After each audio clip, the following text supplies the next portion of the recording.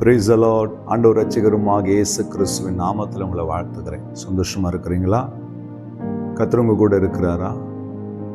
நம்முடைய வாழ்க்கையில் நம்ம எல்லாருக்கும் தோன்ற ஒரு விஷயம், நான் எல்லாத்துலேயும் கரெக்டாக இருக்கிறேன், நான் உண்மையாக இருக்கிறேன், நான் பரிசுத்தமாக இருக்கிறேன், நான் செய்யறதெல்லாம் சரியாக தான் செய்கிறேன்ற ஒரு உணர்வு நமக்குள்ளே இருக்கும். இது மனுஷ இயல்பு. ஆனால் ஒரு சில தவறுகள் செய்யும்பொழுது, தேவனுக்கு பிரியமில்லாத சில காரியங்களை செய்யும் பொழுது நமக்குள்ளே ஒரு உணர்வு வரணும். அந்த உணர்வு என்ன சொல்லணும்னா, நீ செய்யறது தப்பு, நீ இப்படி பேசியிருக்கக்கூடாது, நீ இப்படி செஞ்சிருக்கக்கூடாது, நீ ஒப்புரவாகி இருக்கணும், நீ இந்த பொய் சொல்லியிருக்கக்கூடாது. ஒரு உணர்வு வரும். அந்த உணர்வு எங்கிருந்து வரும் தெரியுமா? நீங்கள் இந்த சரீரம் தேவனாலே பெற்றும் பரிசுத்த ஆவியானவர் தங்கியிருக்கிற ஆலயமாக இருக்கிறது. இந்த ஆலயத்தில் வாசம் செய்கிற ஆவியானவர் என்ன செய்வார்னா, சும்மா இருக்க மாட்டார். நாம் தேவனுக்கு விரோதமான காரியங்களை செய்யும் போது, வழி மாறி போகும்போது அதை உணர்த்துகிறவர் தான் ஆவியானவர். இங்கு ஒரு அழகான வார்த்தை, யோபு 13:23, என் அக்கிரமங்களும் பாவங்களும் எத்தனை, என் மீறுதலையும் என் பாவத்தையும் எனக்கு உணர்த்தும். ஒரு கண்ணீருள்ள ஒரு ஜெபம். ஆண்டவரே, என் பாவங்கள் என் மீறுதலையும் எனக்கு உணர்த்தும். அந்த உணர்வு இல்லாமல் ஓடிட்டு இருக்கிறேன்ப்பா, அந்த உணர்வு இல்லாமல் நடந்திருக்கேன், எனக்கு உணர்த்தும். என் அன்பு தேவ பிள்ளையே, நாம் சில நேரங்களில் தேவனை விட்டு விலகும் பொழுது, மாமிசத்துக்கு இடம் கொடுக்கும் பொழுது, அருவருப்புகள் இச்சைகளுக்கு இடம் கொடுக்கும் போது, பொய் புரளிக்கு இடம் கொடுக்கும் போது, காரணமே இல்லாமல் மற்றவர்களை குற்றப்படுத்தும் போது, மற்றவர்களை குறித்து புறம் பேசும் பொழுது ஒரு எச்சரிக்கை உள்ள வரும்.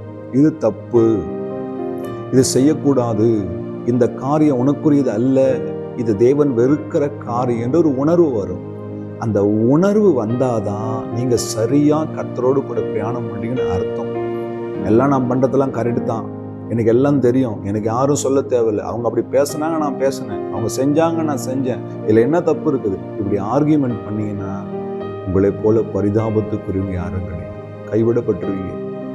பாவங்களை மறைக்கிறவன் வாழ்வடைய மாட்டான், அறிக்கை செய்து விட்டு விடுகிறவன் இரக்கம் கிடைக்கும். தாவீது சொல்லுகிற உணர்வுள்ள இருதயத்தை எனக்கு தாங்கப்பா, கெஞ்சறார் ஆண்டவர்கிட்ட. சங்கீதம் 51 வாசிக்கிறோம், உடைய சமூகத்தை விட்டு என்னை தள்ளாமலும் நீ தந்தரில் பரிசுத்த ஆவியை என்னை விட்டு எடுத்துக்கொள்ளாமல் இரும். ஒரு ஜெபமே அதுதான். கதறாரு, எனக்குள்ள அந்த உணர்வு இல்லைன்னா நான் உடைஞ்சு போயிடுவேன், அழிஞ்சு போயிடுவேன். பிசாசு என்னை ஈஸியா வஞ்சிச்சு கொண்டு போய் பாதாள தள்ளிடுவான். என் அன்பு தேவ பிள்ளையே, உங்களுக்குள்ள ஒரு உணர்வு வரலையா? நீங்க தவறான மற்றவர்கள் குறித்து பேசும்பொழுது, ஒரு ஊழியக்காரரை குறித்து பேசும்பொழுது, இல்லை சகோதரனை குறித்து பேசும்போது, இல்லை மற்ற காரியங்களை பேசும்பொழுது, இல்லை ஒரு பொய் சொல்லும்போது, மற்றொரு பொருளுக்கு ஆசைப்படும் போது, இச்சையாய் சில காரியங்களை செய்யும்போது உங்களுக்குள்ள இது தப்புன்ற உணர்வு வந்ததுன்னா, நான் இன்னைக்கு சொல்றேன், உங்களை ஆவியானவர் நடத்துறாருன்னு அர்த்தம். உடனே அந்த உணர்வு வந்த உடனே ஒவ்வொரு வாய் மன்னிப்பு கேட்டு அதற்காக தேவ சமூகத்தில் ஒப்பு கொடுத்து திருந்தி வெளியே வந்துருக்கு, இரக்கத்தை பெற்றுக்கொள்வீங்க.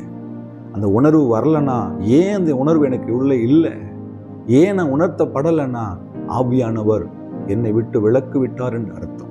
அன்றியும் முத்திரையாய் பெற்ற பரிசுத்த ஆவியானவரே துக்கப்படுத்தாதிருங்கள். என் அன்பு தேவ பிள்ளையே, என் அன்பு சகோதரனே சகோதரியே, உணர்வுள்ள இருதயம் வேணுமா? இன்னைக்கு என் கூட சேர்ந்து ஜெபம் பண்ணுங்க. ஆவியானவர் எல்லாவற்றையும் உங்களுக்கும் எனக்கு உணர்த்துவார். கண்களை மூடி, அன்பும் இரக்கமுள்ள ஆண்டவரே, இந்த வார்த்தைக்காக ஸ்தோத்திரம் ஐயா. ஐயா, எங்களுக்கு ஒரு உணர்வுள்ள இருதயம் தான், எங்கள் மீறுதல்களை, குற்றங்களை, பாவங்களை எங்களுக்கு உணர்த்தி அருளும். மனம் திரும்ப வாய்ப்பு தான். இந்த கருத்தில் ஒப்பு கொடுக்கிறோம் இயேசு கிறிஸ்துவின் நாமத்தில் பிதாவே, amen. Hallelujah. God bless you.